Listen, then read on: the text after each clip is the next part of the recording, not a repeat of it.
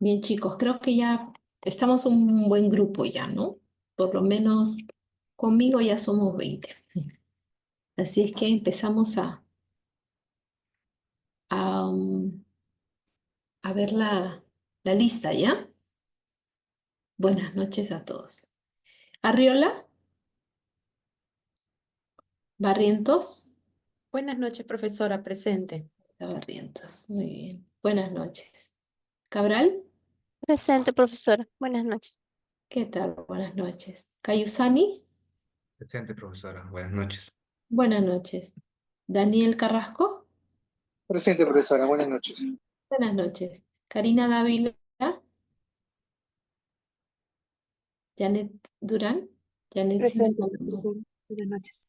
Buenas noches, Janet. Sí, vi tu mensaje. Richard Guamán, ahí está también. Richard, buenas noches. Wilman Guamán, Excelente, profesora, buenas noches. buenas noches. Yendi Huasco, Buenas noches, profesora presente. buenas noches, Yendi.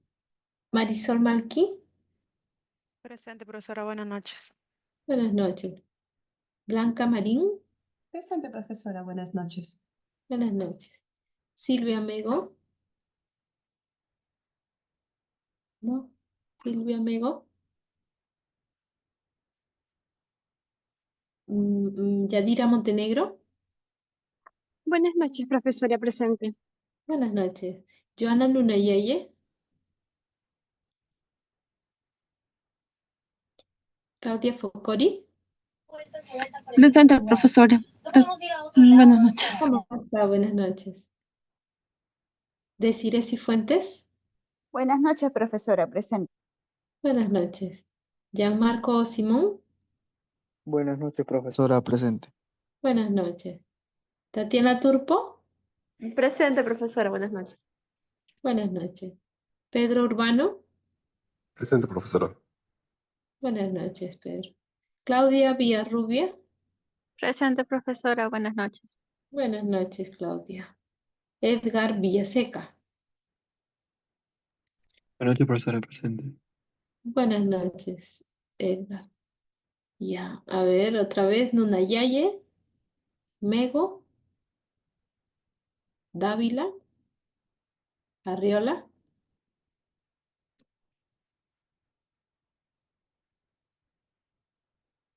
Bien, todavía. Ahí lo dejamos un rato.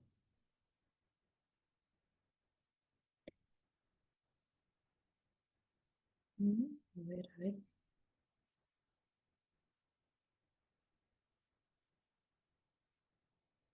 Ya, ahí lo dejamos un rato para compartir. Este es, creo, ¿eh? Y no sé si es, sí, este es. Bien, esta clase en realidad es un poquito más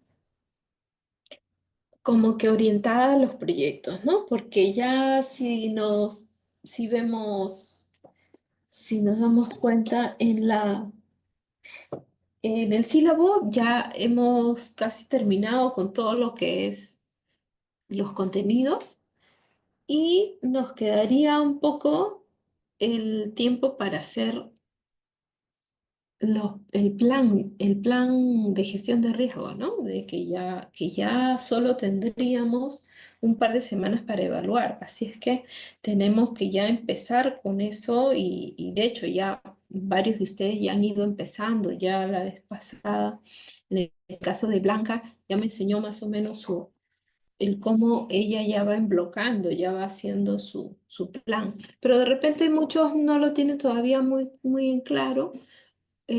Por eso es que la clase pasada comentamos sobre el contexto, ¿no? El contexto, cómo hacemos la valoración cuando se trata del patrimonio.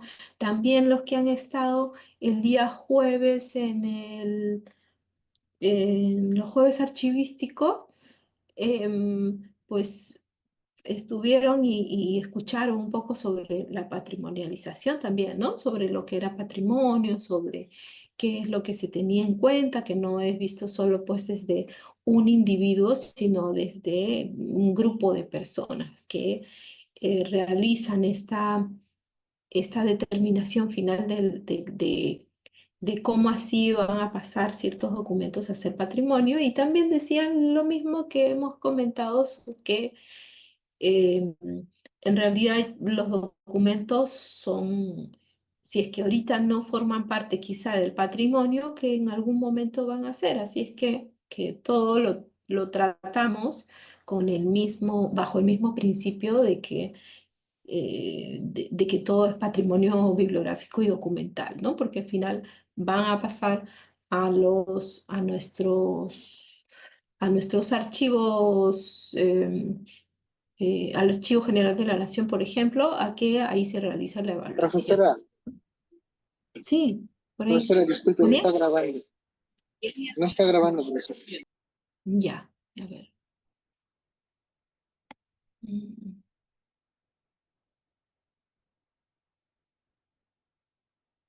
Recording in progress. ya.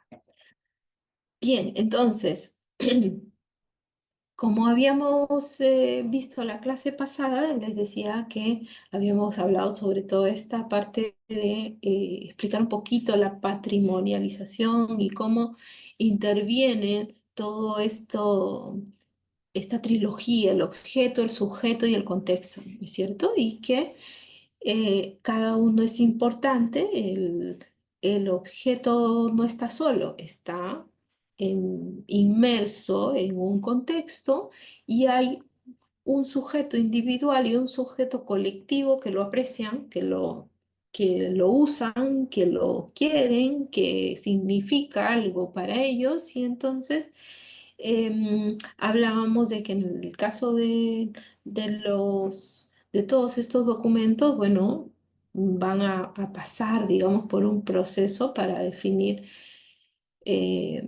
su valor y cómo algunos van a quedarse de repente en los archivos históricos, por ejemplo, ¿no? Hablaban en el día el jueves archivístico.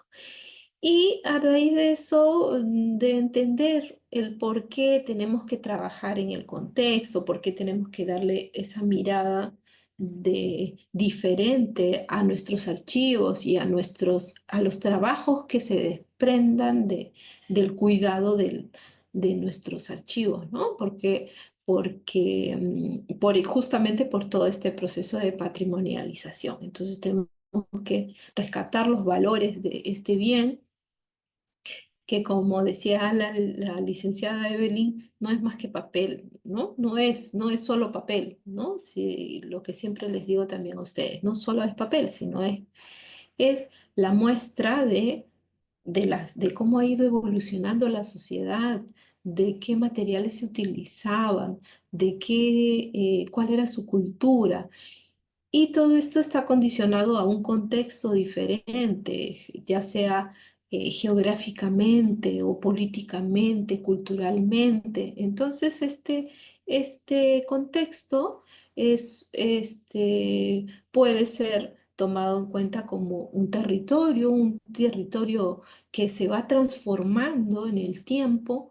Entonces, hay un espacio y hay un tiempo en este contexto, ¿no? Y que ya habíamos conversado también sobre todo esta idea de sistemas y dimensiones, además, que, mm, que están involucradas en la conservación preventiva y que no solamente se mira entonces de un lado.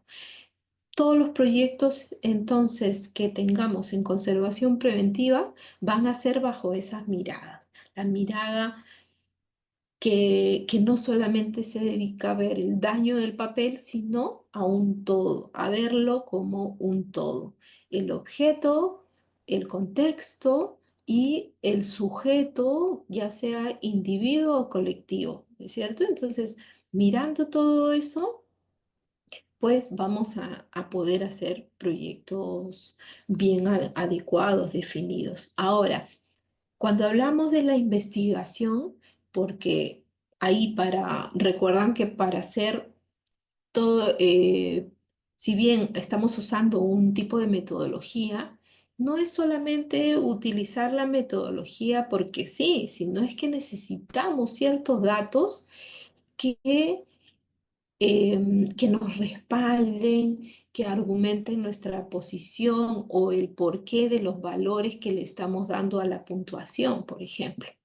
Y mientras más nosotros conozcamos sobre algo, pues mejor vamos a poder puntuar.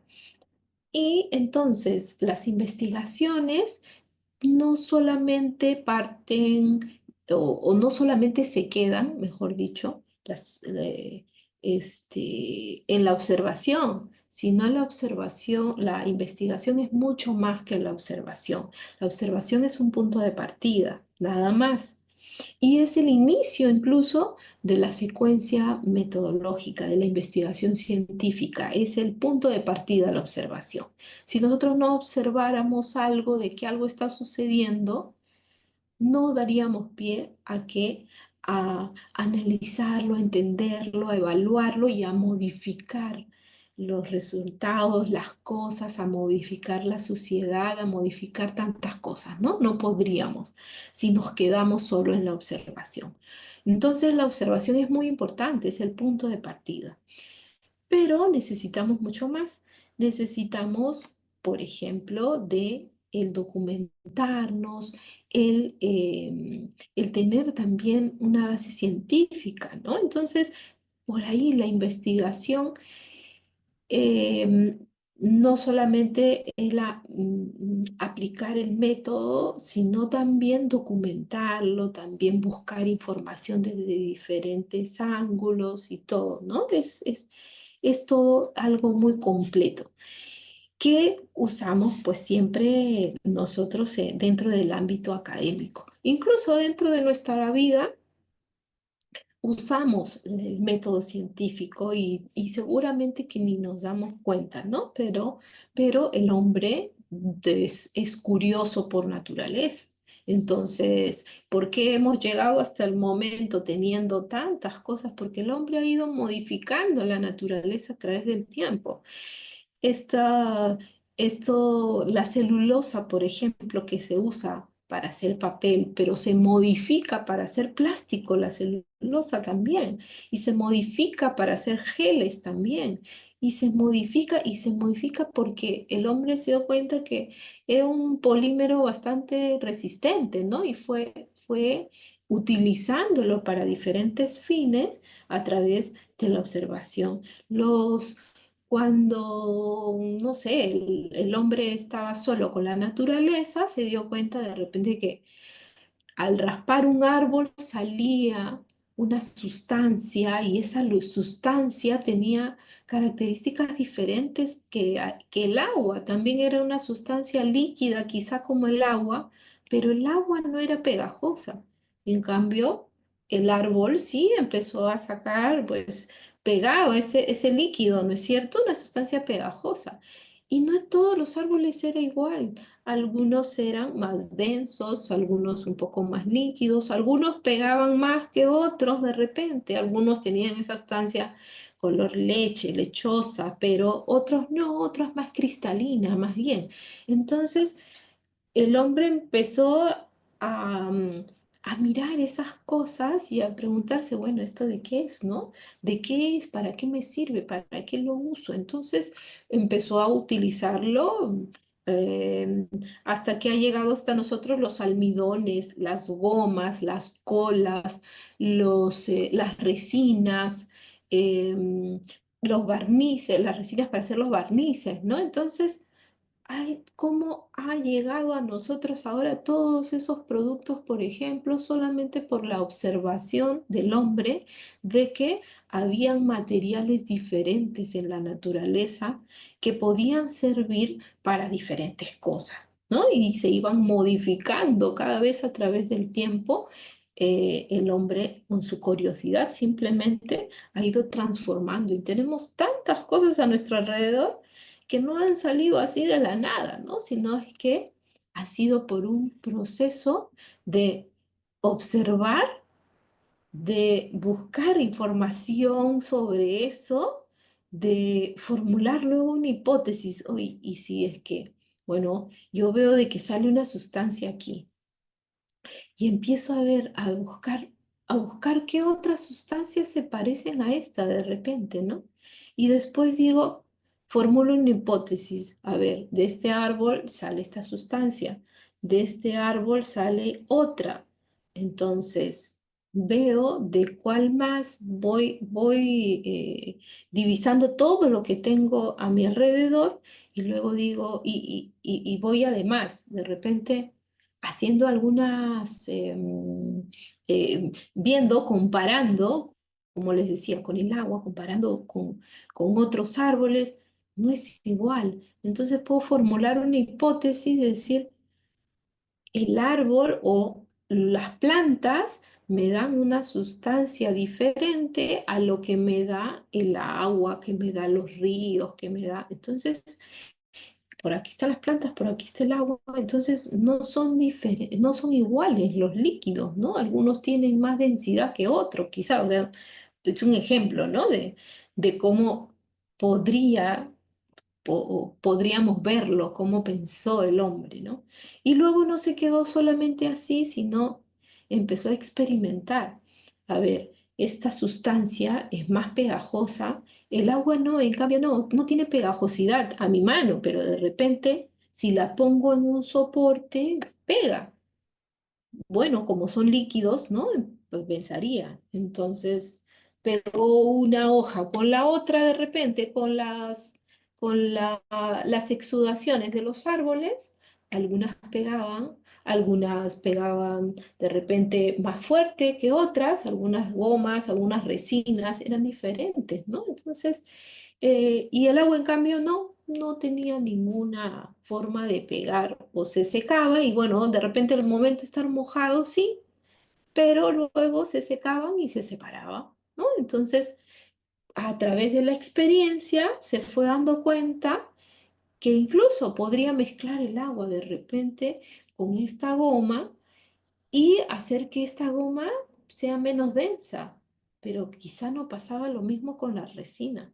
La resina más bien era de tenía otra composición que no captaba el agua, más bien habría que mezclarla con otras cosas para que se haga más fluida con aceites ahí de repente más bien, ¿no? Entonces, ¿cómo empezó a darse cuenta el hombre experimentando luego, ¿no? Entonces, el agua de repente sí va con este, pero con estos no. Entonces, hay sustancias que son hidrófilas y hay sustancias que son más bien lipófilas. Entonces, allí al experimentar llegó ya a una conclusión, ¿no?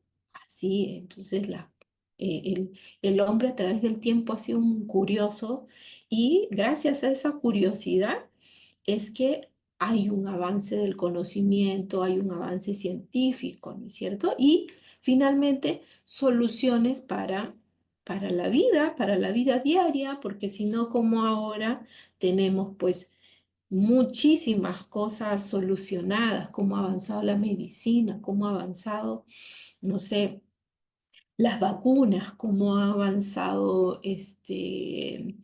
nosotros con los productos que tenemos, nuestras profesiones, etcétera, etcétera, ¿no? Cómo ha avanzado todo gracias a la curiosidad solamente, a que el hombre siguió este método científico, que no se quedó solamente en la observación, no se quedó diciendo, bueno, aquí agua, aquí árbol, no, sino es que fue un poquito más allá, ¿no? Con su curiosidad. Y entonces, así se da el que generamos conocimiento. Y bueno, ya estamos en otra época, ya está casi todo está hecho, pero todavía podemos seguir generando conocimiento, todavía podemos seguir solucionando problemas de la sociedad, porque nada es eterno, todo es cambiante, todo es cambiante. Y cada variable, en cada tiempo, va a modificar resultados, ¿no?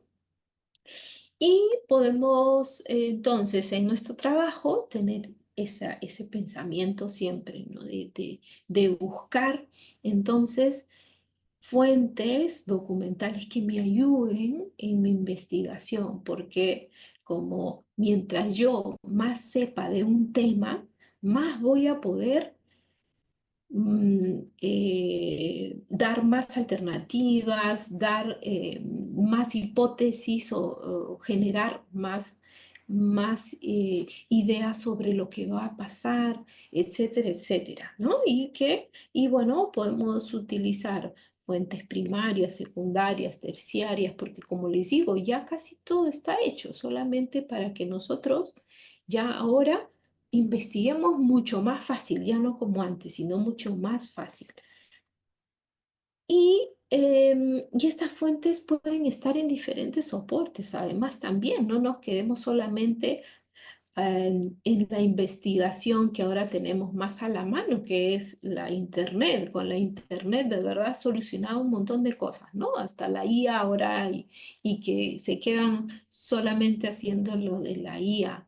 Pero en mi época, por ejemplo, íbamos a la biblioteca, leíamos fuentes documentales ahora donde están ustedes, que son los archivos, y que se darán cuenta de que hay gente todavía que investiga desde los archivos, desde los soportes documentales que tenemos ahí diferentes, además, ¿no? Los, los videos, los microfilms, em, los audios, todos los archivos sonoros, ¿no? De diferentes tipos de soportes, pero que tienen mucha información. Hay una inmensidad de información.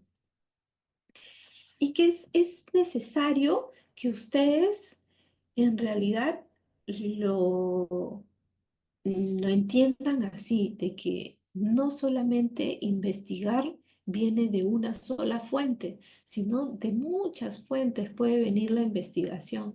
Eso hace que ustedes puedan solucionar problemas desde diferentes miradas, mientras que si solamente estamos viendo un proyecto desde aplicar algo, en este caso aplicar una metodología solamente, pues todo eso tan rico de repente que es el tener en cuenta todos los procesos de cambio del ser humano y cómo refleja el proyecto, el cómo nosotros damos valor a eso, a esos cambios en la sociedad, cómo ya por ahí refleja el carácter del estudiante, ¿no? Entonces, los proyectos, si bien nosotros los docentes tenemos varias formas de evaluar a los estudiantes, ¿no?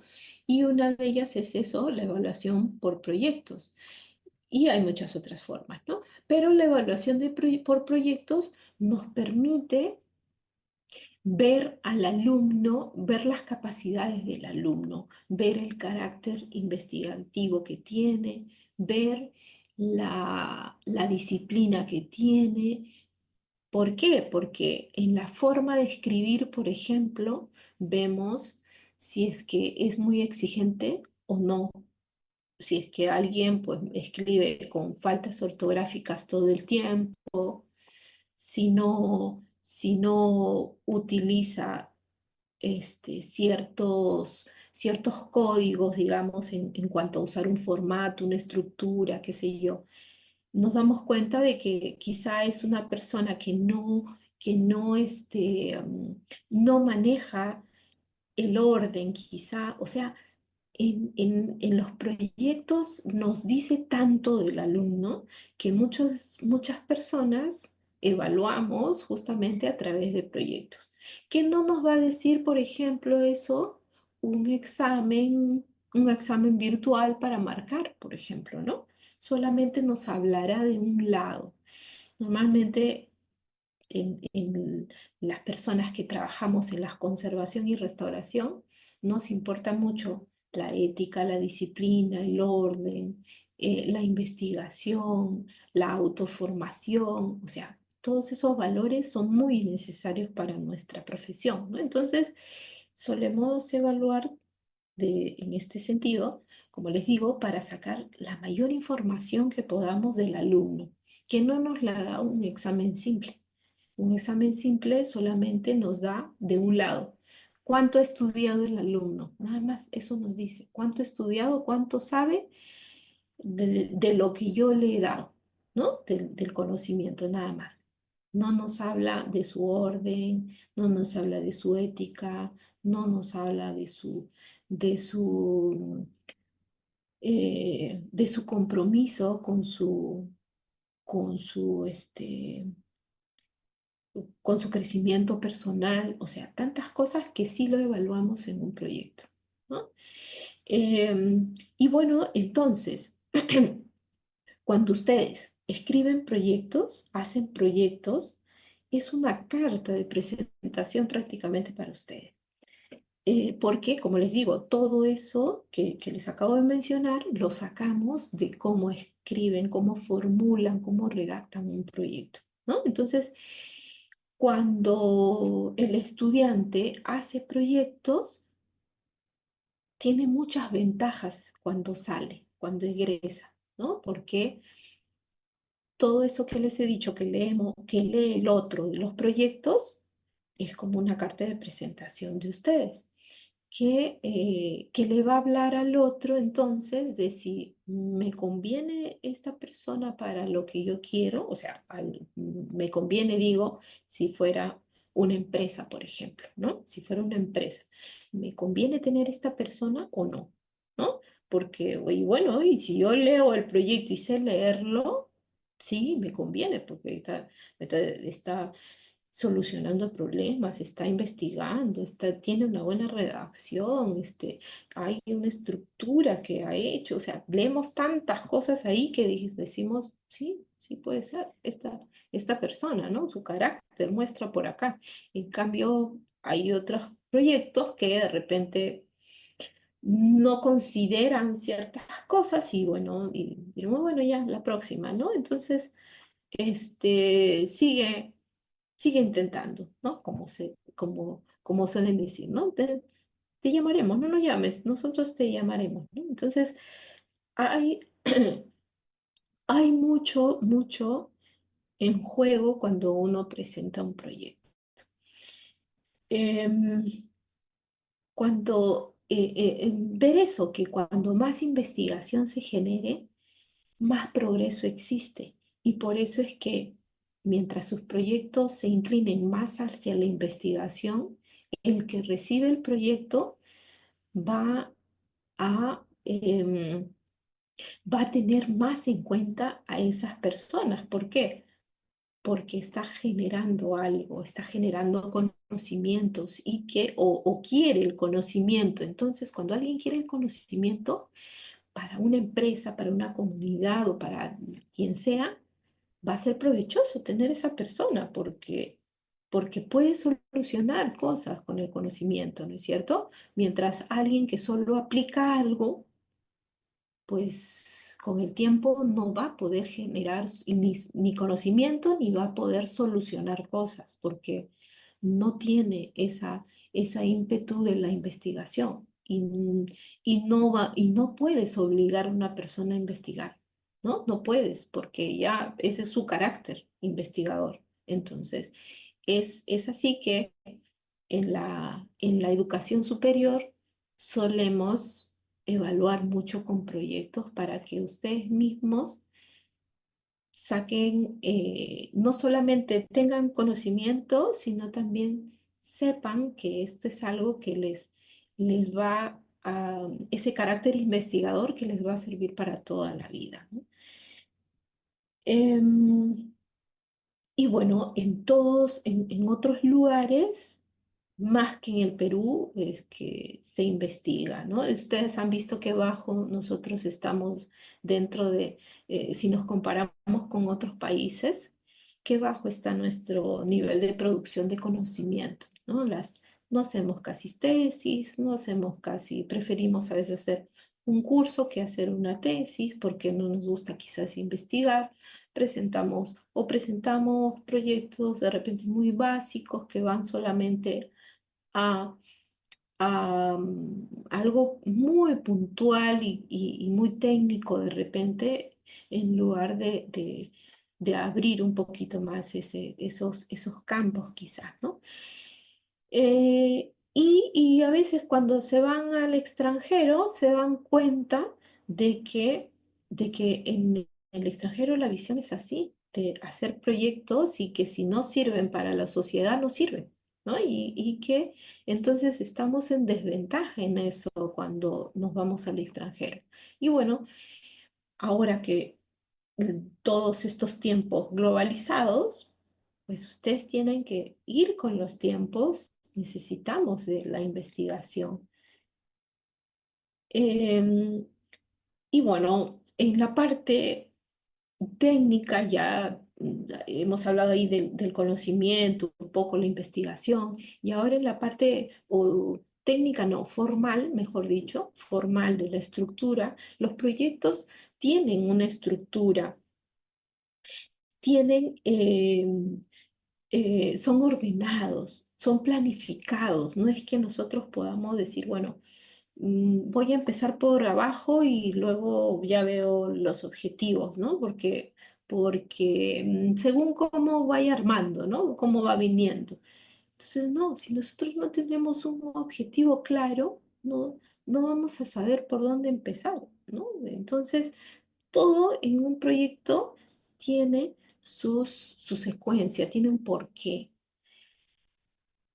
Y los proyectos no son iguales, a pesar de que cada uno o todos hayan sido encomendados con, con un tema, con una temática específica, no todos van a presentar de la misma forma, porque, y incluso a pesar de que haya una estructura básica, quizá no todos vayan a presentar la misma estructura tampoco, sino se modifica, cada uno es especial, cada uno tiene un propósito diferente, una justificación o argumentos diferentes.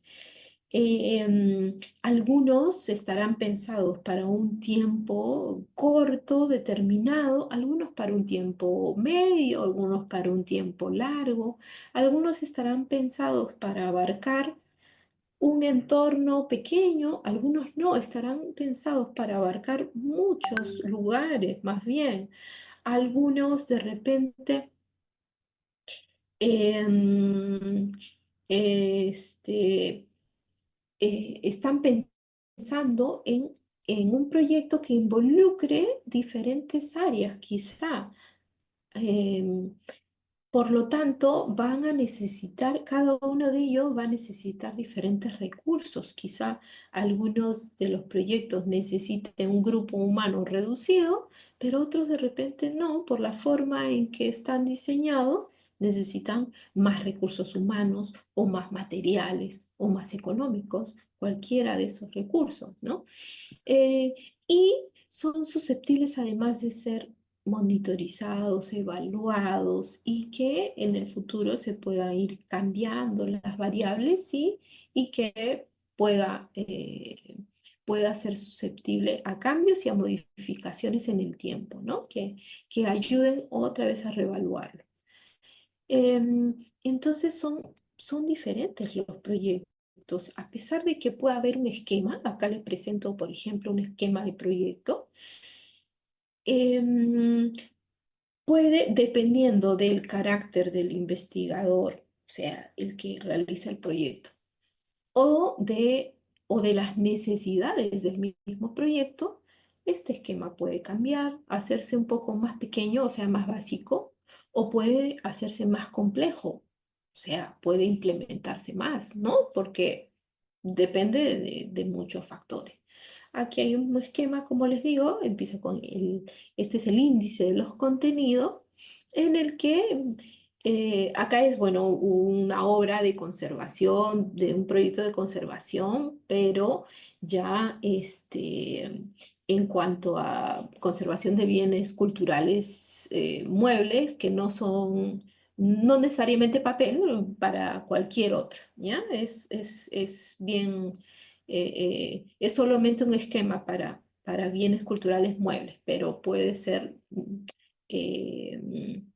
digamos, puede calzar en cualquier tipo de bienes. Por eso he usado este ejemplo de esquema, porque se acerca, no es específicamente para lo que ustedes necesitan, pero se acerca. Y como les decía, todos los proyectos son modificables, son diferentes, y los esquemas igual, hay un esquema base que nosotros podemos ir modificando según nuestras necesidades.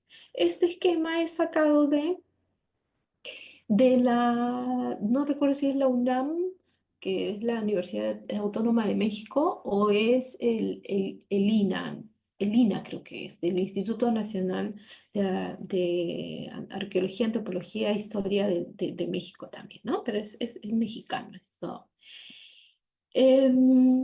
Y bueno, ellos dentro de su eh, ¿cómo se dice?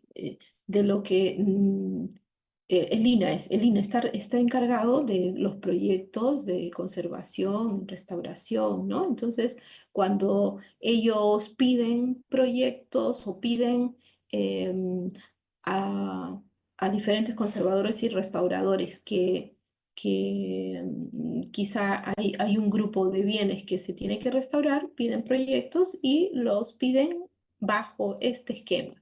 Y bajo este esquema se darán cuenta de que dan mucha prioridad al bien cultural desde el análisis de su contexto, ¿no? Y entonces empieza con una presentación del proyecto, luego una ficha de datos generales del bien que se va a conservar, a restaurar, ¿no? Porque los datos son importantes. ¿De qué estamos hablando? Si no, ¿no? En ese caso, de los datos eh, datos generales de los bienes, me refiero.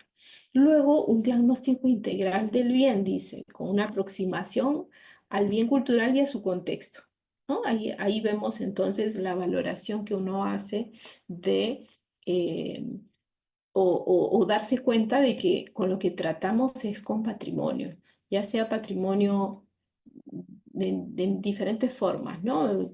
Pero el patrimonio bibliográfico documental se encuentra dentro del patrimonio cultural mueble, ¿no es cierto? Y bueno, entonces siempre hay una aproximación al bien y a su contexto.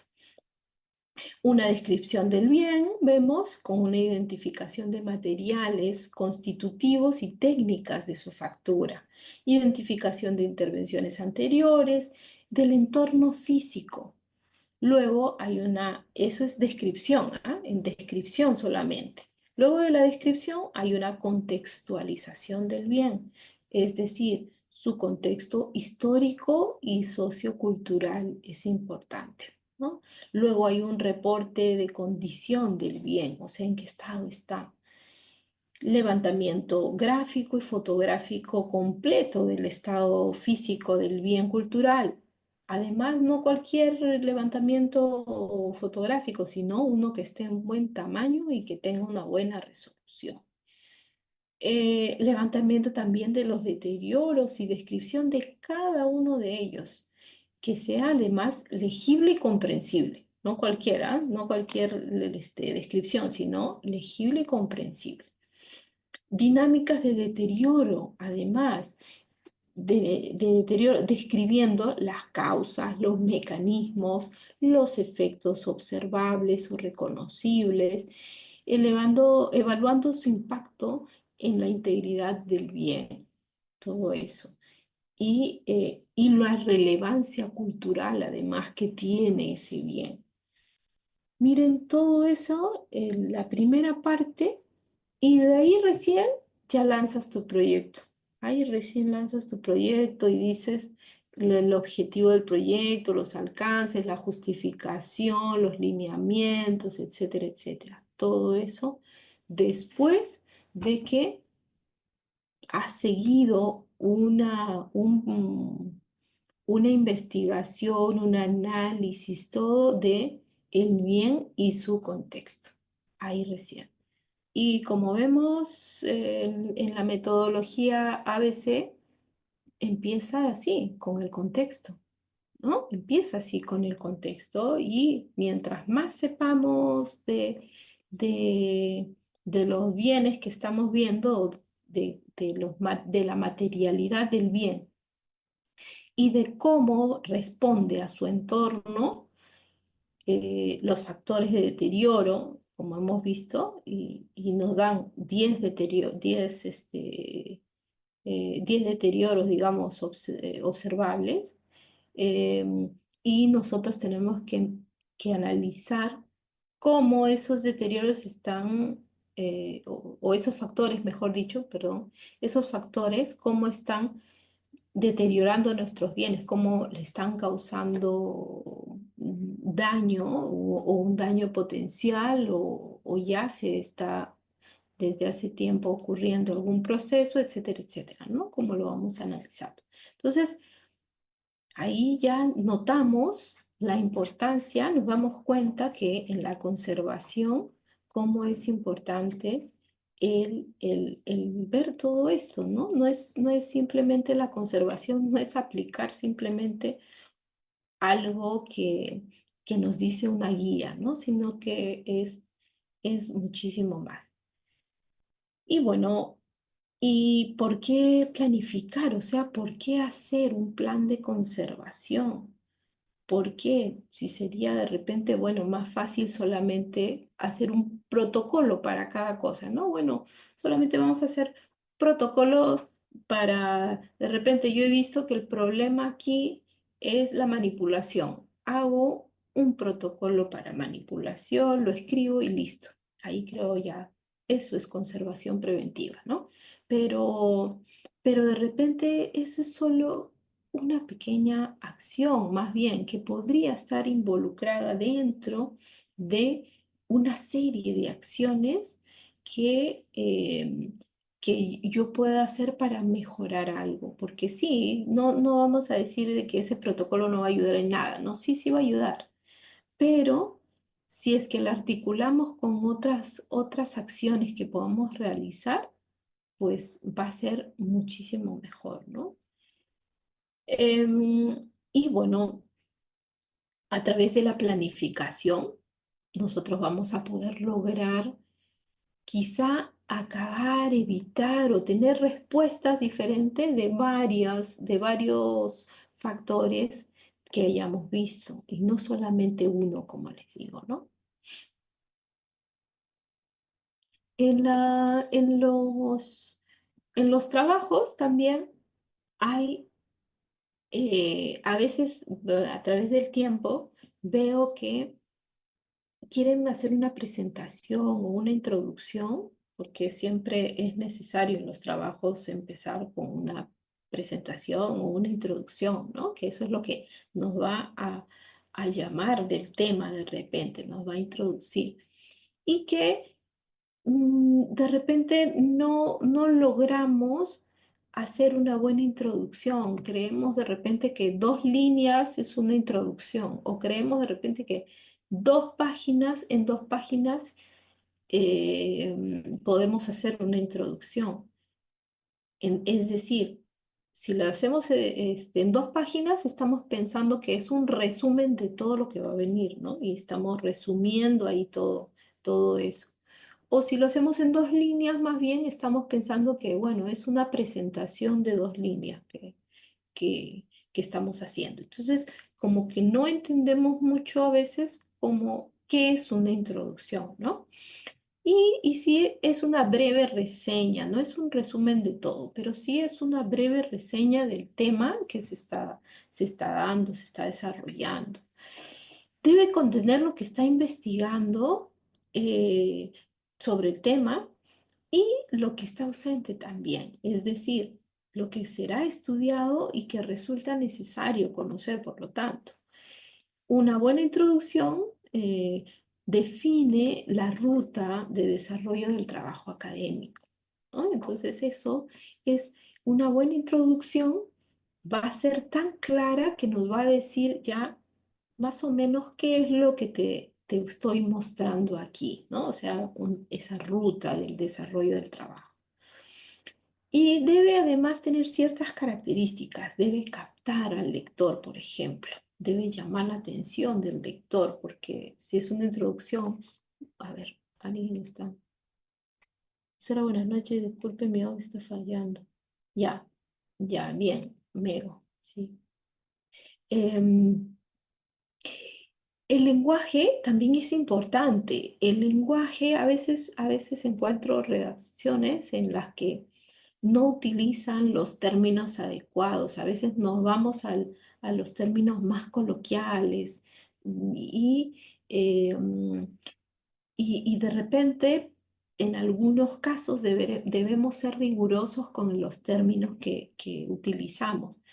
Si es que estamos en el contexto de la conservación del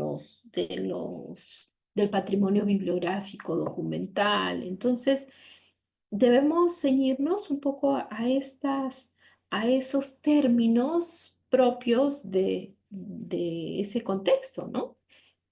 Y sin también caer a lo rimbombante también, porque también he encontrado muchas veces que por allí se usa otro tipo de términos, ya por pensar de que hay una rigurosidad, usan o palabras muy rebuscadas o ya caen en pensar de que se está haciendo un texto literario de repente. Y no, tampoco es, ¿ya? No nos vayamos a otros lados, sino ubiquémonos de repente en en qué área estamos ahorita, ¿no? Eso, y entonces, por ahí recuerdo un alumno que parecía un verso su introducción, ¿no? Y entonces, como que no ayuda mucho a la lectura porque no se ve una secuencia de repente clara, ¿no? Se mete mucho de repente la subjetividad cuando uno eh, se va para otra área. Entonces eso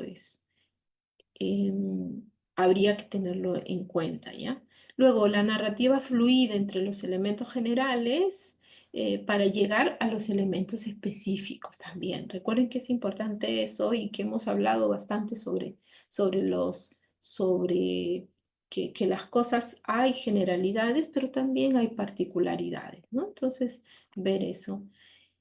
No son las conclusiones ni las propuestas o las soluciones, porque a veces en la introducción dicen, bueno, este proyecto busca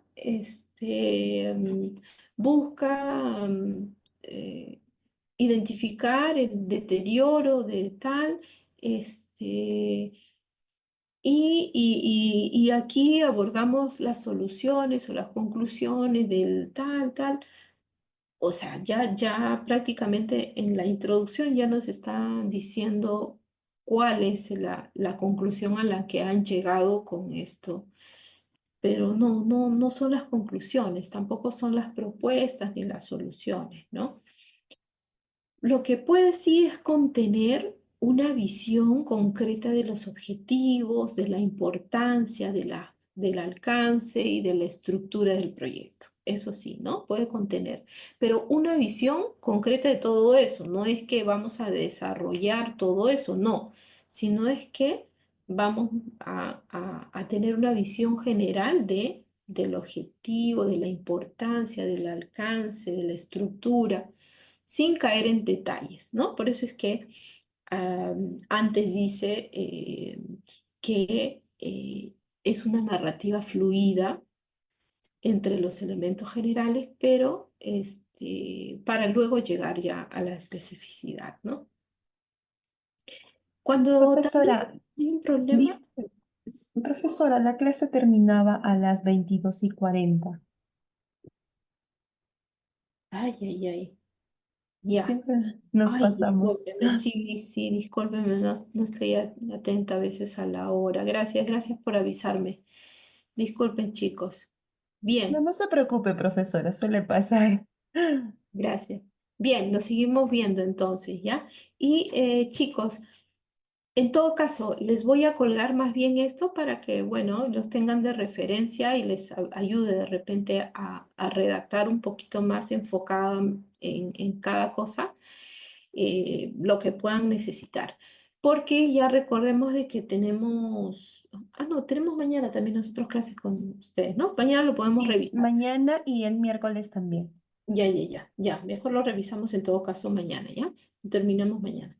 Bien, para ver cómo nos organizamos para las fechas de la evaluación. Eso también quiero conversar ya mañana, ¿ya? Bien, gracias chicos. Nos vemos hasta mañana. Gracias, Hasta profesora. mañana, profesora. Unos minutos después del llamado de lista, no sé si me podría ¿Cómo? considerar. A ver, un ratito. Dávila Portal. Recording stopped. Voy a sacar esta pantalla y poner, ¿dónde está la otra?